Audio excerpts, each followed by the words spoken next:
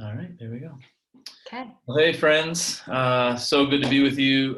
Many of you probably saw Nathan's blog post last week as we just sort of had a mental health check-in. I want to remind you about the resources we have on our website, and even that many of the counselors and therapists that we've got on the website have moved to online counseling options. And so if that's something you're looking for or need, please go to the website, reunionmovement.com. But today we are lucky enough to have one of my very dear friends, Ginger Smith. Many of you probably remember her if you came to the marriage retreat or just heard us announcing the marriage retreat, which we did over and over and over again last fall. Ginger is a licensed therapist counselor who is a good friend to me and Beth. We've leaned into her and her family in many, many difficult seasons for their advice and their help and their prayers. And so we've asked her to share just for us of what it looks like to go through this season, how we care for ourselves mentally, emotionally, physically. And so, Ginger, thanks so much for being willing to do this. Can you just sort of talk a little bit about, we've had a ton of people in our community who've either lost jobs or they're dealing with health issues or family and friends and health issues, and trying to figure out how to do schoolwork or teach their kids to do schoolwork, keep their jobs going, deal with all of that, and all while being quarantined and figuring out a new way of life. Can you just sort of talk to us a little bit about the challenges that we're experiencing in our mental and physical health in this season? Absolutely. I'm like feeling it as you're describing everything that we're all doing. It's so stressful. Um, yeah, first of all, I don't know how many people have lost their jobs or taken pay cuts or have experienced loss or whatever, but I'm awful sorry. This is a hard time to be so isolated when you are struggling with things that are such a big deal in your life. So Owensboro, Kentucky sends you some love. I'm awful sorry to hear about that. I feel like the stress response that happens all the time, regardless of what stress is, like full blown, and that mind body connection that God created in us is it's pretty cool, but intense. So I think physical symptoms of any kind of time that we are super stressed are going to look like trouble sleeping and your thoughts racing, and that in turn causing a lot of headaches and chronic pain and tension, changes in your appetite and your whole digestive system, whatever that looks like. And I think physically, we all are pretty resilient, and we start learning how to manage all of those physical symptoms, but sometimes it looks like, self-soothing behaviors or addictive behaviors. And so whatever that looks like, whether you are tempted to drink alcohol, whether you're tempted to bite your nails, pull your hair, pace around nervously, I don't know, but you're probably doing that more and more. So that would be for me where I would start looking at signs that the stress response in your body is starting up. Yeah, that's, I think probably many of us have experienced some form of that. I think also a lot of the questions that at least I come to in this season are, I know that things are weird and that this is going to be a long time and we're learning a new way of life, and that our emotions are on overload, our thoughts are kind of all over the place. We're trying to get our bearings in a lot of ways. Yes. Is that normal? Or I guess what is normal in this season? Like, should we feel like, is there some place where we can go like, okay, I've got it under control now, I'm normal? Or like, what Yeah. does I that think look that's a big question for all of us. I was telling you earlier before we started that I wake up every morning just excited to see which mood is going to be in charge for the day. So I don't know that looking for some kind of a normal is a something to spend a whole lot of time on, other than just recognizing that what's normal is that we're all over the board. So, if you look at the main categories of emotions, happy, sad, mad, and scared, and some high level or low level of all of that is just going to be what's normal. So, anger can show up, maybe that intense irritability. Maybe you can't get any peace because of the little ones or because of everybody working from the home. Maybe it looks like anger outbursts. The sadness can look like loneliness, or hopelessness if it's intense. The anxiety can come from just the fear of the virus or fear of somebody that we love getting it. Just that alone is enough to trigger all of the stress responses. But I think that, and you spoke about this, I had tears in my eyes, that lost sense of purpose, it can really cause either that sadness or that anxiety. And then just that isolation, just being so disconnected, can make that sadness, that loneliness, that anxiety, it all gets exasperated. I think another thing that's important to remember is lots of trauma, that and lots of anxiety disorders are part of people's norms too. And so when this is going on, like all of that's just exaggerated so much, and triggers and things. Yeah, I hadn't even really thought about it from that aspect. But yeah, that's definitely something that I think we're even seeing in our own community is we didn't come into this season with nothing, right? Like we came into this season with the Right. baggage of the life leading into this season. And then Absolutely. we already had things we were dealing with, and now we're dealing with them in a brand new environment Absolutely. that none of us are used to. Absolutely. Yeah, one of the things we've tried to say consistently is like no one was prepared for this. Right. No, Right. no matter how often they said, "Oh, I was ready for this," or "I prepped," or "I, whatever," Who and you're even says like, that? "No, no, you were not." Like, there's just no way. Even if you had enough toilet paper to last for the next 18 years, that's the only thing you were prepared for. Right. You have no idea what that meant mentally, Yeah. physically, emotionally. Yeah. And all of us are trying to figure out sort of Yeah. that new way. Yeah. I'm looking at my caseload, and when I started moving to telehealth, it was so overwhelming anyway. It took me a week to stop pouting about having to do it, but then I had to prioritize, who do and the people with the anxiety disorders and the people who were chronically isolated anyway, lacking community, lacking connections with people, and people with some pretty intense trauma histories. Those are who I don't let them say, I'm okay. We'll just get like, no, I want to see you. I want to hear your voice. I want to connect with you. Those are the people that I'm checking in, because all of this that's going on is stressful just without all the stuff that we brought into it. Yeah, I had reached out to my therapist at the beginning of this and said, "Oh man, things just got a lot more hectic. We're trying to figure out how to go online. We're trying to figure out this. We're trying to figure out kids. So let's just move our meetings to every other week because I need more time." And he emailed back and he She's was like, like, nope. "That's actually the exact reason we're going to stay meeting weekly." I'm very thankful that happened. Yeah. But yeah, Yeah. it is. Uh, it's easy, even I think for some of us to then put our mental health on the back burner Oh because yeah. we've got all these other things going on. Oh yeah. And so that reminder of like, no, this is Yeah. important and something that Yeah. we check in Absolutely. on, something that we can't do alone, shouldn't do alone. Yeah. Oh, and the flip side, I was listening to Brene Brown's podcast, and the flip side of that is that there's so many other people who are struggling with such bigger things than us that it's easy to feel like what I'm going through is so little compared to what everybody else is, that it, I'll be fine. Everybody else is struggling worse. And her big thing was like that comparative stuff. Like, that's not healthy. We don't need to just heap a big shame bucket on us when we're already struggling. So there would be a good resource if anybody is wanting to listen to a podcast. I cried and listened to it again. It was so good. Yeah, we'll have to link that on the website Yeah. or in the comments on the video or something. We also, in sort of a shift, all of us are spending more time with whoever we live with, whether that's ourselves, which means we have a lot of alone time, trying to figure out how to deal with that, or whether that's roommates.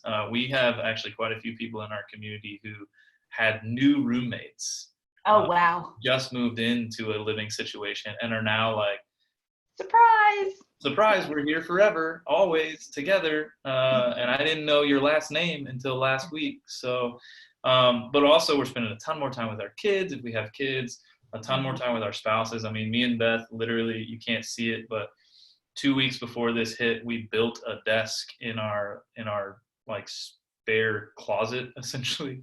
So now we work 2 feet apart from each other every Wow. day, Yeah. Yeah. which has never been the case.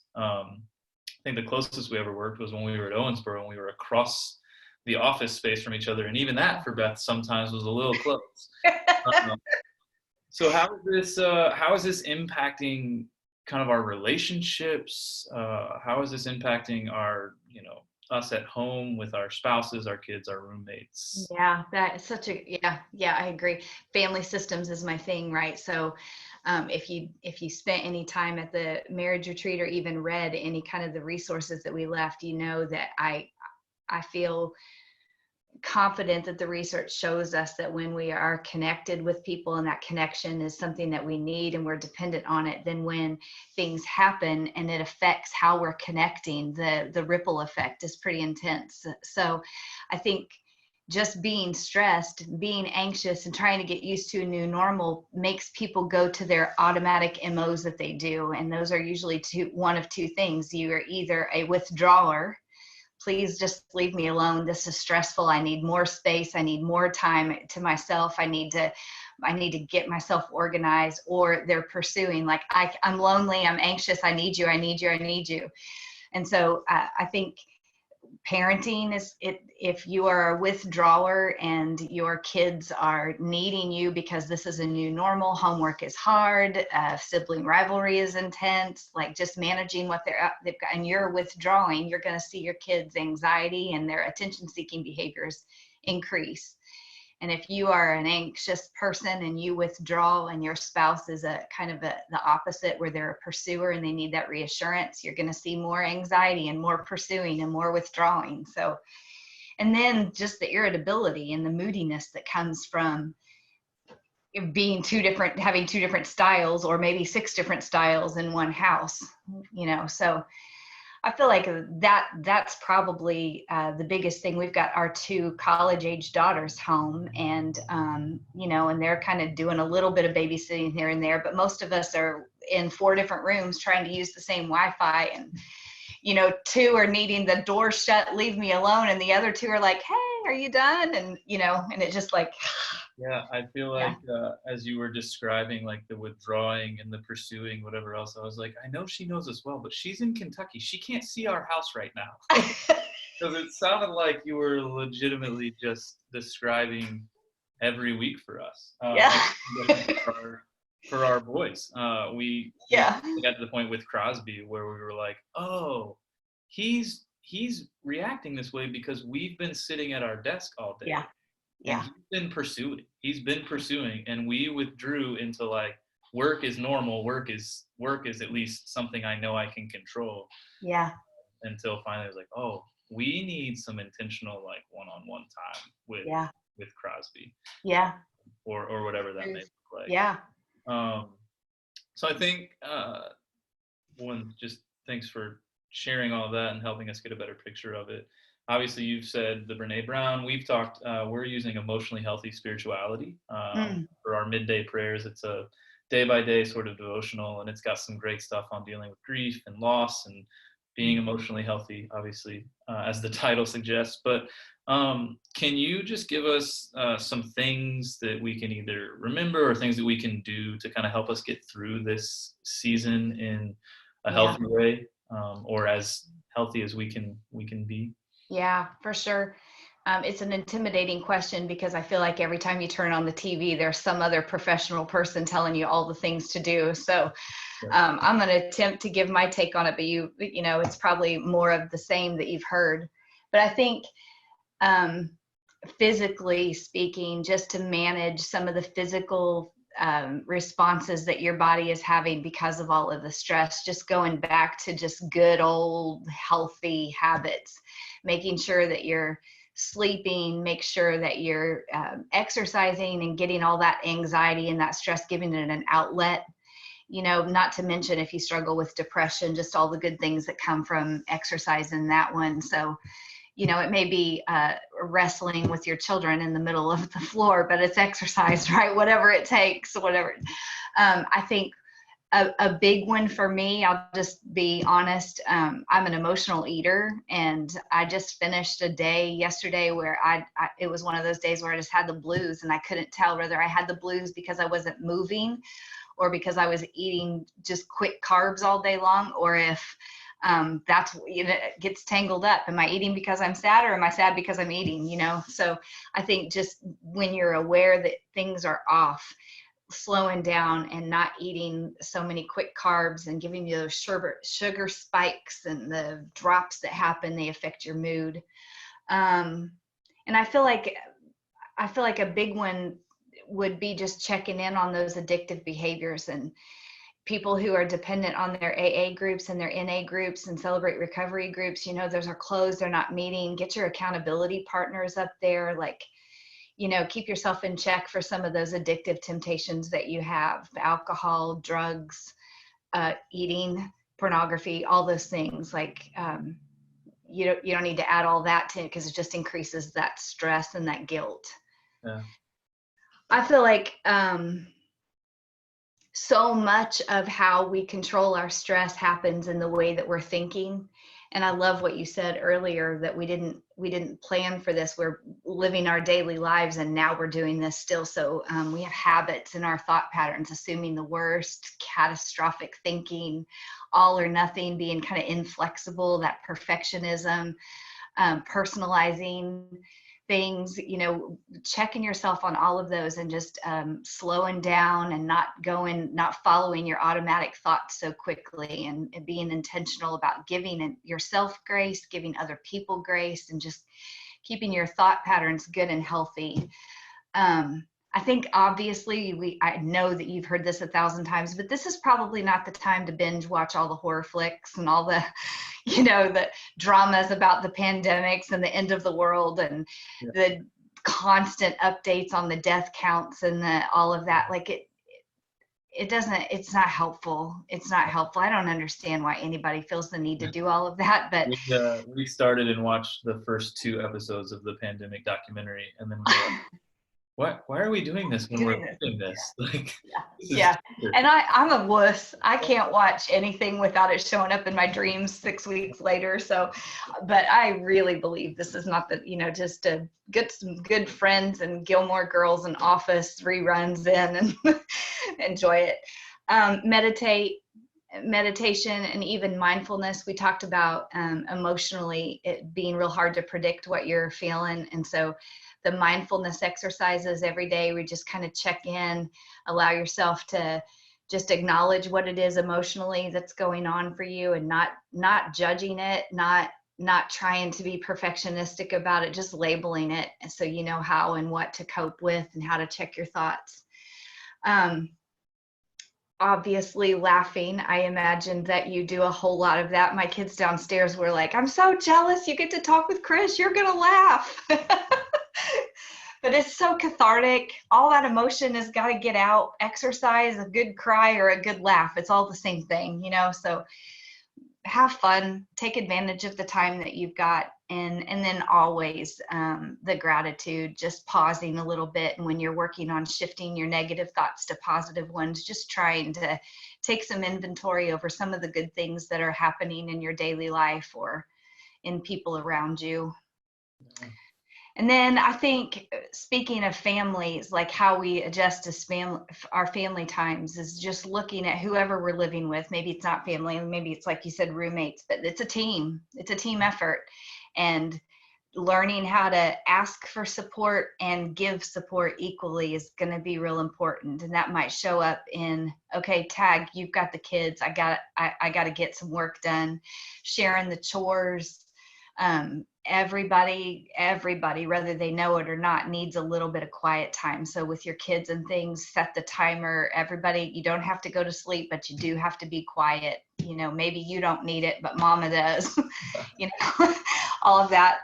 I think another big one you mentioned, you talked about this too, is don't overlook the people in your house. Don't forget about them just because they're always there. There's something to be said for being present while you're in the room, not just being in the room, So we're constantly saying connect, Zoom, use your social media, meet online, all those things. But we do have people in our homes that are counting on us to connect with them too. Just bringing your good communications practices, being kind, being patient, being gentle, using I statements, all those things. Yeah. Oh, that's great. Um, yeah, it's interesting. As I heard you sort of sharing, it's funny. We started off as a staff, sort of when this hit. We asked the question like, how can we care for our community physically, emotionally, mentally, Mm, spiritually? I And love so that. even a lot of the things we started shifting and trying to create, while we don't want to make it so you're not present when you're in the room with the people in your community or in your house or your apartment or wherever. Our big hope was a lot of what you talked about, creating some of those limits, creating Yeah. spaces for quiet time or meditation or prayer. We do desolation and consolation in our midday prayer, which is just those sort of like check-ins of like, where have you felt, most full of love and grace and hope and faith and closeness to others, and where have you felt sort of pulled the furthest from them, and what are those rhythms in your life, and having those check-ins. So I love that. that's Yeah. super, super, super encouraging. But yeah, thank you so much You're for so welcome. taking some time out of your day and being willing to do this. I know we're all still learning Zoom and meetings where we're not actually like in the same room with each other, and that talking to a screen is incredibly awkward. But Absolutely. thank you, thank you, thank you so much. You're so welcome. Thanks for having me. God bless all of you. Thanks. Have a good rest of the day. Thank you.